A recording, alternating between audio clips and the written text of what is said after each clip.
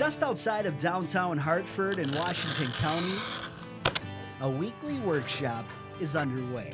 Most of the people, they're trying to make something for their house. Always thought it would be neat to try to make it themselves. Bob Wilhelm, the owner of Henpicked Antiques, started dabbling in stained glass repairs and creations about 20 years ago.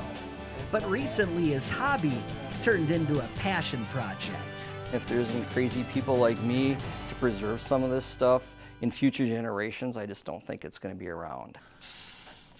His students have been learning the tricks to the trade for about a year now, and their teacher's passion has clearly reflected onto them. Christmas was stained glass palooza. Everybody, you get stained glass, you get stained glass. I was like Oprah with stained glass. And when you're piecing together something from the heart, there is something special to be said about these pieces of art that have been created more or less the same for centuries. Putting them together by hand, cutting them by hand, and repairing them by hand is still the only way that it's done.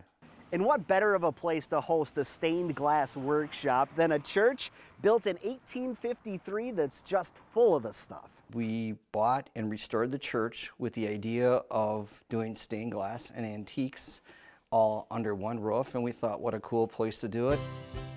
So if you're looking for a hobby as old as these colorful panes of glass, or just the opportunity to let your inner artist out, I like to play one. I like to play the part. a stained glass workshop like this one might be the answer.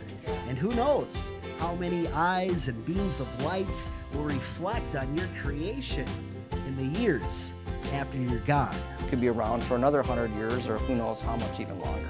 At Henpicked Antiques in Hartford, I'm Eric Crest, covering small towns for NBC 26.